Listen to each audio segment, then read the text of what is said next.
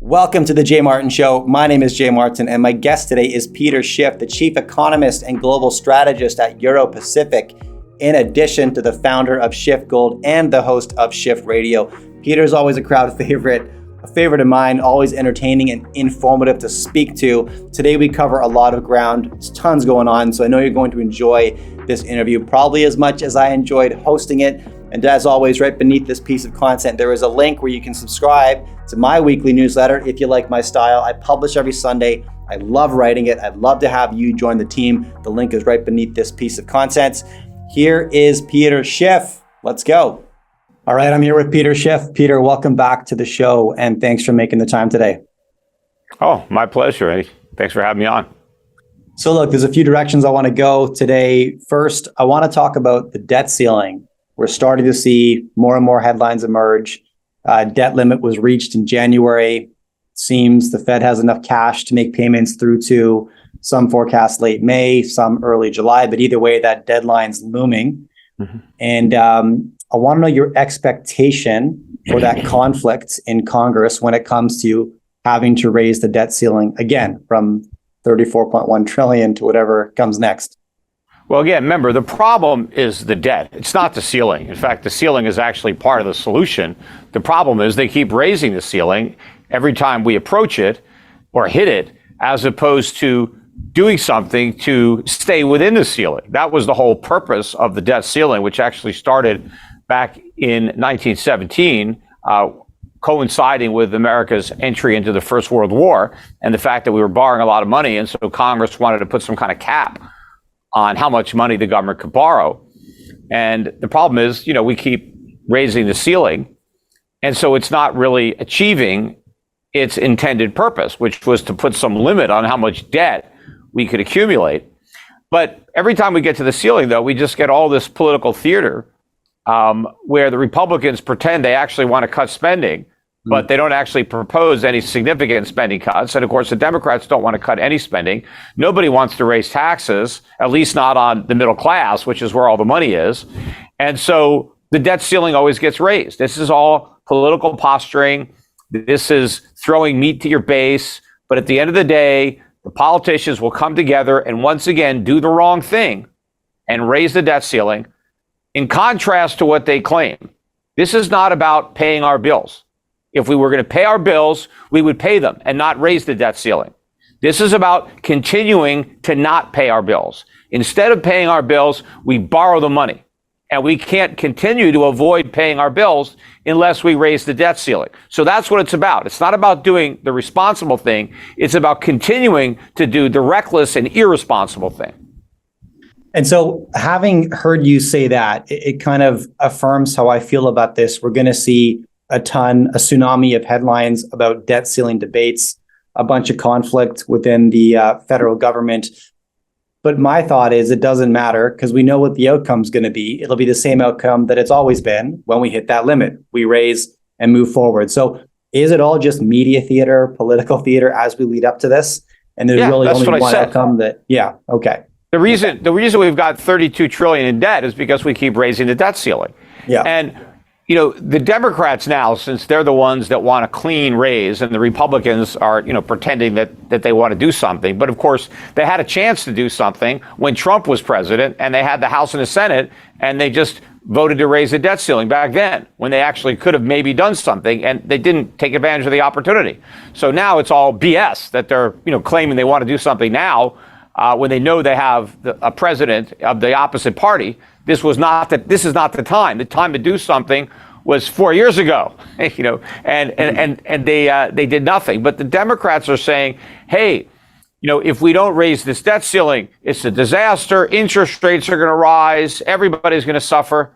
That is what's going to happen if we do raise the debt ceiling. See, all the bad things that they say are going to happen if we don't raise it are going to happen because we have been raising it. The fact that we keep raising the ceiling guarantees a debt crisis, because the only thing that's going to put a stop to the debt is a crisis. And so we've chosen to have a crisis on the market's terms instead of trying to manage something less horrific on our own terms. And would you expect, I mean, I think back to previous debt ceiling debates, like 2011 was probably the most substantial political gridlock. That's when the US credit rating got downgraded from AAA by Standard & Poor's, and the S&P crashed about 15% in response to that conflict. Would you expect something as volatile this spring because the Republicans have a narrow majority, got a Democrat president? What do you think? No, first of all, I don't expect any more downgrades. S&P got punished for that downgrade. I think they got targeted. I got fined. So I don't think anyone's ever going to downgrade U.S. Treasury debt again. But if there was an honest rating on it, it would be junk, because there's no way that the U.S. government is going to repay its debts in real money. Right? That's what counts. Sure, we can run the presses and give everybody a bunch of paper. But the question is, what will the money be worth when the bondholders receive it? Mm-hmm. And I think it'll be worth very little. I mean, inflation is just getting started. We have guaranteed that we're going to destroy the value of our currency because we refuse to rein in these debts. So our creditors may be paid, but it's going to be a hollow payment when there's very little they can actually buy with the money they get paid in. Now, let me ask you similar question about the same topic. What is the alternative? Say some, political white horse, white knight rides into the White House and they decide to do the right thing. Is there an avenue, aside from just raising the debt ceiling, that involves some kind of financial austerity that is not absolute political suicide? Like, is there a separate path, another path? Not really. Not really. I think our leaders have to be willing to risk their own reelections to do the right thing, because we really have to bring the budget into balance. And that would require a cut of about 30% from the government right now, this year, and every single year going forward. Yeah. And basically, though, if you look at where interest rates are and what the interest on the national debt is likely to be at the end of next year, we really need to cut government spending by about 50% in order to balance the budget. That shows you how out of whack it is and how far we're living beyond our means. Nobody is willing to cut the budget at all, let alone by 50%. So, there is no political way out of this. It's just not going to happen. So the reality is inflation is what's going to happen. Right? The money is going to lose a lot of value. The key is going to be to prevent hyperinflation. That's going to be the key, to prevent the dollar from losing all of its value. So people are going to lose the value of government benefits. So let's say you're getting Social Security. The real value of those benefits at a minimum is going to be cut in half. That's reality. But the worst case would be if the value of your Social Security benefits go down by 90% or 99%. Right? Mm-hmm. So they're basically worthless because the currency is completely destroyed. So that's the outcome that we have to prevent. But I don't think there's any political chance that we're going to do the right thing. I mean, what I would do personally is I would give a big haircut to everybody, including the bondholders. I would not pay the treasuries off 100% on the dollar. We'd have to restructure, because everybody has to participate in the pain, including people who bought U.S. treasuries. And if that means U.S. treasuries are downgraded, well, that's what it means. It doesn't matter, because the government can't pay. Because if we're going to cut Social Security, if we're going to cut Medicare, if we're going to cut government pensions, if we're going to ask middle-class Americans to take a big haircut, we have to ask wealthy investors, especially who own U.S. treasuries, to take a haircut too. That's they took a risk. They loaned money to the U.S. government. The U.S. government was clearly bankrupt. They deserve what they get. Okay, and now when you speak about the value of these benefit packages decreasing by 90%, you're really just talking about the value, the power, the purchasing power of the dollar decreasing by that amount, correct? Yes, and that's what I'd like to avoid. And I would like to see Social Security benefits eliminated or cut strategically. For example, I shouldn't get any Social Security. Right? Warren Buffett shouldn't get any Social Security, right? So there's some people that should lose 100% of their benefits, okay? And that would make it possible for other people to retain more of their benefits. It needs to be means tested, based on assets, based on income. And I know a lot of people don't like that, but that's the reality. But I think going forward, we need to get rid of the program entirely. I mean, the government never should have gotten involved in this. It's unconstitutional. It's bad economics. It's an intergenerational Ponzi scheme. The government has no legal authority to be running it. So we need to get rid of Social Security and Medicare. I understand that, unfortunately, now you have a lot of Americans that completely depend on it, and that's unfortunate. Had it not been for government, had they not been taxed so much while they were working, they could have saved for their own retirement. But they didn't do that, and instead they've been betting on a government Ponzi scheme. And so I understand that there's going to be some people that unfortunately need to get this welfare, which is really what it is. Like, a lot of people think, well, I paid into Social Security. Nobody paid into anything. You just paid taxes, and the government spent the money. The government lied to everybody. Everybody was swindled by the government, So, people paid into Bernie Madoff. That didn't mean they were entitled to get their money back. So people who paid into Social Security are no more entitled than the people who paid into Bernie Madoff. They got conned. It's just that this time the con men were the U.S. government. But I get it. I want to try to figure out how to take care of the people who really need it. But for the future generations, we got to get rid of it completely. But, politicians don't want to talk about that. But what's going to end up happening, because we're not going to do it my way, because no politician has the guts to cut Social Security for anybody, even for Warren Buffett, right? We're going to wipe it out through inflation. And that means that the people who need Social Security are going to have the same reduction in their benefits as guys like Warren Buffett who don't need it at all. So the way it's going to end up being done is not going to be equitable at all. Everybody is going to suffer the same, whether you're a billionaire or you're barely making ends meet. I would rather it not happen that way, but unfortunately, that's the way it's going to go down.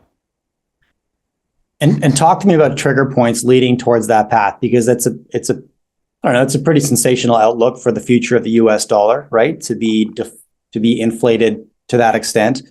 When I think about the pension system, the bigger threat that comes to my mind, and you tell me what you think about this, is just a lack of funding, right? We've got more people every day drawing on a system that less people are funding. And, this upside down pyramid can only sustain for so long in theory, but we're pretty good at kicking cans down the road. So what is the bigger threat to pensions at this point? Well, first of all, the biggest threat is that the pensions aren't even pensions, right? It's a Ponzi. It's not a pension. If it was a pension, it would be funded. Now, some pensions are underfunded, and there's problems with those. But Social Security isn't funded at all. It's not like it's underfunded. It doesn't have any funding. Its funding is future taxpayers. Right? So It's not like there's any income that's being generated on investments that were made with money. On a normal pension, if I pay into a pension, when I retire, I'm getting my own money back, plus the income that's been earned through investments of my money that I've been putting in over the years. Well, when somebody gets money from Social Security, they're not getting back their own money. Their own money was spent, a long time ago. They're getting back the new money that somebody else puts in. And the only chance that new guy has of getting his money is if the government finds somebody in the future to put that money in, right? So it's a whole Ponzi scheme. But it can't work. You can look at the nature of the Ponzi. When it first started out, there were like 50 people paying taxes for every one person that was collecting a benefit. So, okay, it worked. Now it's more like 2 to 1. Pretty soon it'll be 1 to 1, right? It can't work. You can't, one person can't support himself and an entirely additional person. The numbers just don't make it. And so it's all going to be paid for by printing money, which just destroys the value of everybody's money, not just the Social Security money. When the government wipes out Social Security benefits through inflation, it wipes out everything. All dollars lose value. Doesn't matter where they are, even if they're stuffed under your mattress, right? They're all going to lose. Talk to me about in that scenario, what is the role of the US dollar as the reserve currency of the world? And, because everything's relative. So if US dollars are being inflated into oblivion relative to what other currencies, and how do they perform? Yeah, well, the US dollar has done substantial damage to the global economy because it was the reserve. I mean, we have basically exported our inflation all around the world, and the world has suffered from this relationship. America has gained at the expense of everybody else. And, it's not that everybody has suffered equally. I think the emerging markets have borne the lion's share of the burden of subsidizing American profligacy. But we've basically just shot ourselves in the foot, to accelerate the process by weaponizing the dollar. I think President Biden put the nail in that coffin when he put those sanctions on Russia. And so everything has now been accelerated. In the long run, this is going to be good for the United States. I mean, the sooner we lose this privilege, the quicker we can start, creating a viable economy, because we were going to lose it eventually. Certainly for the rest of the world, it's better, right? The sooner they can stop subsidizing America, the better, because America's loss is going to be the world's gain. When the dollar crashes, and it will crash, that means other currencies are rising. Now, what does that mean? That means as Americans get poorer, everybody else gets richer. And so Americans consume less and everybody else consumes more. All the stuff that Americans used to buy will be too expensive for Americans to afford. But that stuff is still going to be here. The factories aren't going to start producing it just because Americans stop consuming it. So what's going to happen is people in other countries are going to get to buy what the Americans can no longer afford. See, they're not buying it right now because the Americans are outbidding them. So all this is going to change, and it's a big loss for the U.S. and a gain for the rest of the world. Broadly speaking, is that not a massively deflationary event if the world's largest consumer is dramatically compromised? No, because other consumers are going to pick up that slack. Remember, it's just a transfer of consumption.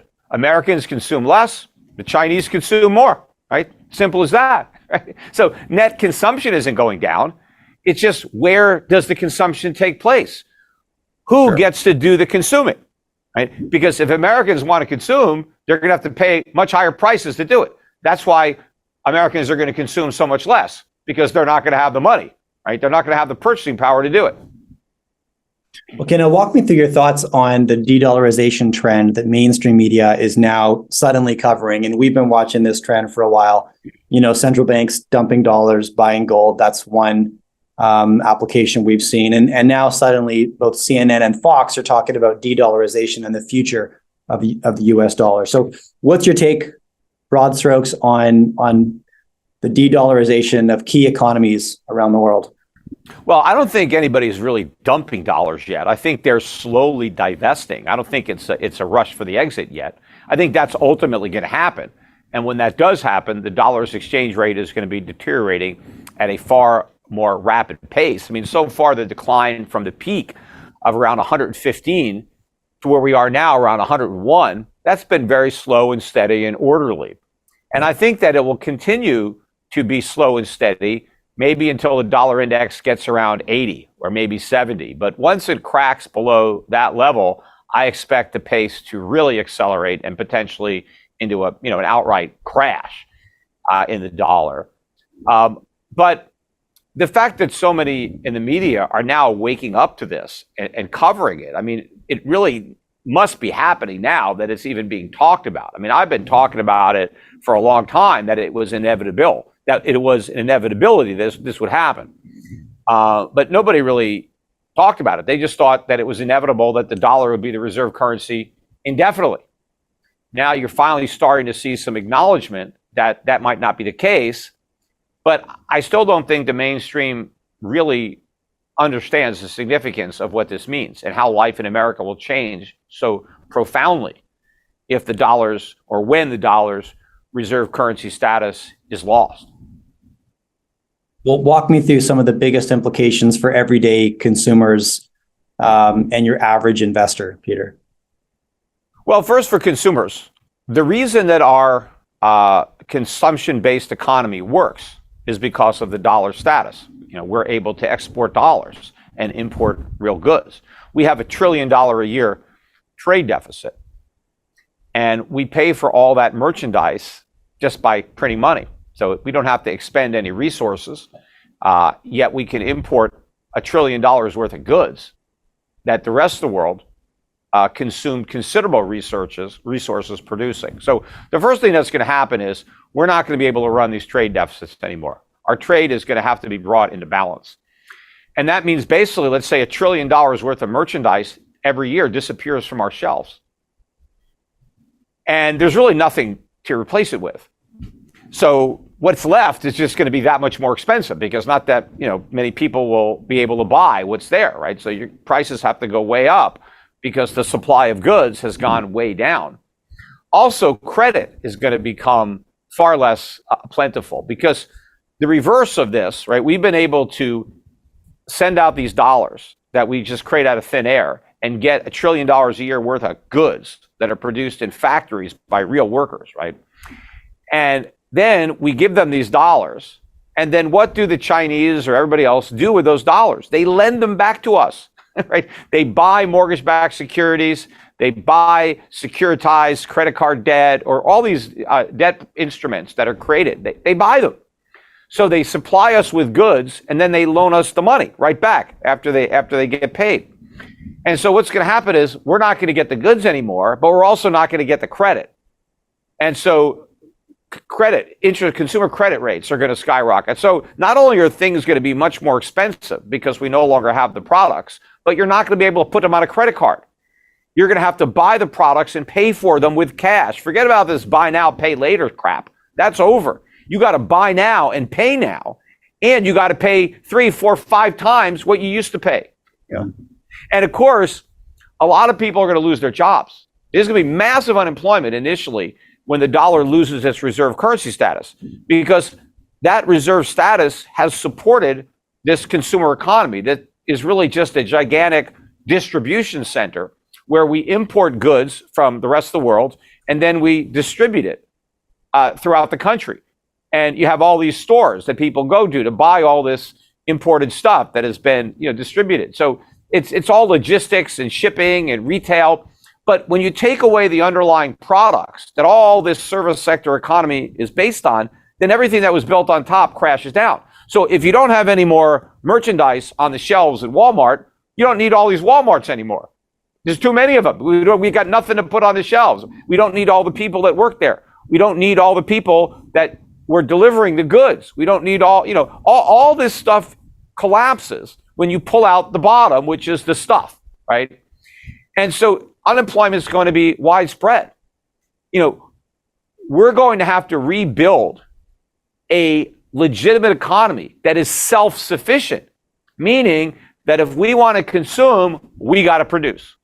If we want to borrow, somebody else in America has to save.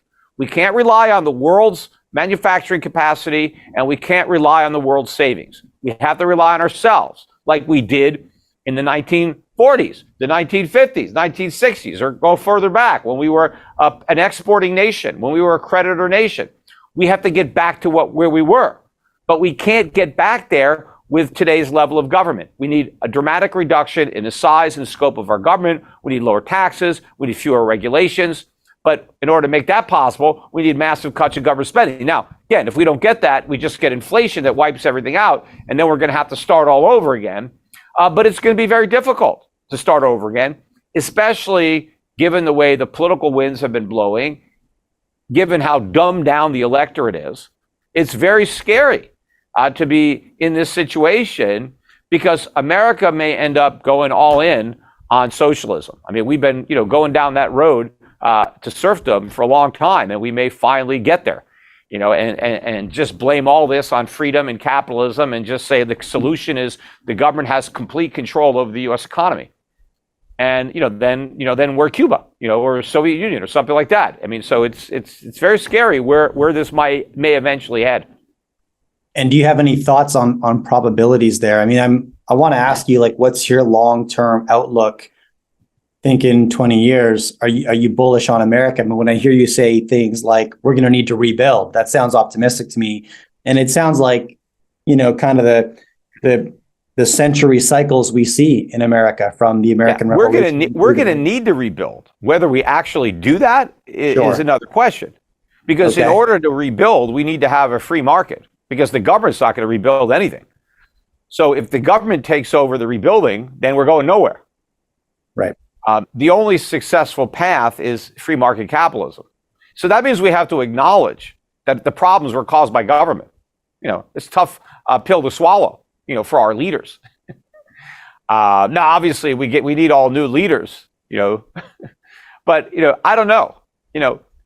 I want to be hopeful that when push comes to shove, in the middle of a crisis, we'll do the right thing. We certainly won't do the right thing to avoid the crisis. That's never going to happen. It's going to take a crisis to potentially cause the right thing to be done.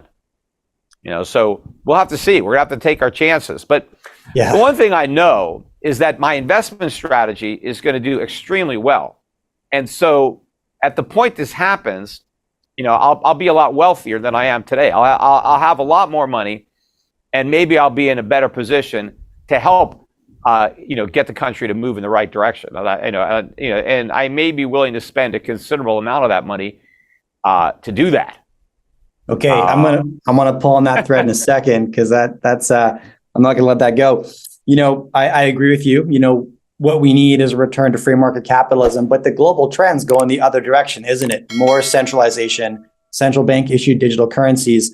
I mean, these are the opposites of what you're claiming that we need, and definitely seems to complement the acceleration of, I guess, a socialist state in the US. But I mean, this is global, right? I mean, every major economy is moving towards more top-down centralization. Would you agree with that?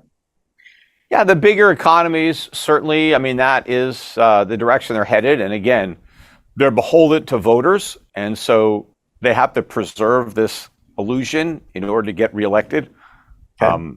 But, when we have a crisis, a lot of things will change. I mean, you could look at other countries. I always like to look at New Zealand as an example. It's been a long time, but, they had a real crisis in the 1980s. They basically bankrupted themselves pursuing a socialist path, and of course they were the poster boys for the middle way. I mean, if you look at how the left was writing about New Zealand in the 70s and 80s, I mean, they were great, right? They were like Sweden, right, or better. They were like, this was government and capitalism coming together. Well, it bankrupted the country. But if you look at the economic reforms that were made under Roger Douglas, and they came from the left. I mean, significant free market reforms that led to a complete resurgence of that economy, in the 90s and 2000s. I mean, so, and the political party that decided to go towards free market capitalism and away from government, it was the same party that led them in the other direction in the first place. Interesting. Now, so will the Democratic Party, will they have that kind of epiphany? Will they have that kind of honesty and integrity and do what happened in New Zealand? Well, I think the politicians kind of had their backs to the wall, and it was under those severe circumstances that they made those decisions. And it may be more difficult for U.S. politicians to do the same thing, but we'll see. But that's what's going to have to happen in order to get out of this mess. Now, the good news is that we've had a lot of technological advancements over the years. And even recently, you can see what's going on with AI and the promise that might bring. And so to the extent that we are more efficient, we have better tools, it'll make it easier for the free market to get us out of this hole and to rebuild a viable, self-sustaining economy again. But the path from here to there is very bumpy. And, a lot of people are going to lose a lot of money along the way. If gold hits $4,000, will you make a run for president? Well, I think gold is going a lot higher than $4,000. And I think it probably needs to be a lot higher for there to be the type of economic environment that would make such a candidacy, kind of feasible as a reality. But if it's not me, I mean, somebody else, I'm not the only one that understands this. I mean, I'm not the only free market, Austrian economist out there, right? I mean, we're just in the minority, but we're there, right? Mm. And so it's going to take that kind of environment, I think, runaway inflation, I mean, just a real currency crisis and a real disaster to wake people up and to get the electorate to the point where they recognize what needs to be changed, and that just more empty promises from government checks aren't going to matter if those checks don't buy anything. So some politician promises, oh, we're going to give you more money. I mean, at some point, the voters are going to realize it doesn't matter how much I have, I still can't buy anything. Yeah. Are you considering a presidential run at some point in your career, Peter? Who knows? I mean, as I said, I'm 60 right now, so we'll see. You're young. Relative to. But it's not easy. I tried to run as an outsider for the U.S. Senate. It's hard. It's hard to do it. It's hard to finance it. It's hard to raise money. They really stacked the deck against outsiders. I mean, Donald Trump was amazing. Donald Trump pulled it off. I mean, it's very, very rare to see something like that happen. A guy never run for office, businessman, not a politician. And he started at the top. He ran for president and he won. Right. So, I mean, so it can happen. But then, of course, obviously, there was a lot of forces. The political establishment really didn't like that. They didn't like some outsider coming in, and getting in on their action. So it's not easy to do. And look how hard it is for the third parties. I mean, there's been plenty of good libertarian candidates to come around. And, it probably wouldn't be hard for me to get that nomination. But the problem is you get that nomination, you don't go anywhere, right? Because you don't get invited to participate in the presidential debates. The media doesn't cover your campaign, right? So the two-party system really has a stranglehold on the election process, which is unfortunate. Because it really doesn't matter at the end of the day whether you put the Republican or the Democrat, because they're Demopublicans or Republicrats. They're all kind of part of the same club. Nobody is really an outsider that's getting in there. I mean, the closest thing you got now in the Republicans is Larry Elder has announced that he's going to run for office. Now, I don't think he has a chance of getting the nomination, but he's certainly by far the best candidate in the race. He's the candidate that's the closest to my thinking. On economics. He's a smart guy. I used to listen to Larry Elder before anybody listened to me. I used to drive around in my car in Los Angeles, and sometimes, because I would listen to Larry Elder on my way home from work or whatever, and sometimes I'd get to where I was going, but I would sit in my car and keep listening to Larry Elder because he was saying some stuff I wanted to hear it. So I stayed in my car so I could continue, even though I had gotten home. I didn't get out of the car. So he's a good guy, And he's co-hosted. I used to have him sometimes when I did the Peter Schiff show when I wasn't around. Larry Elder, guest host for me. Okay. Walk me through your portfolio right now, Peter. I mean, you mentioned you're set up to make a lot of money as this situation plays out. Walk me through where the cash is allocated.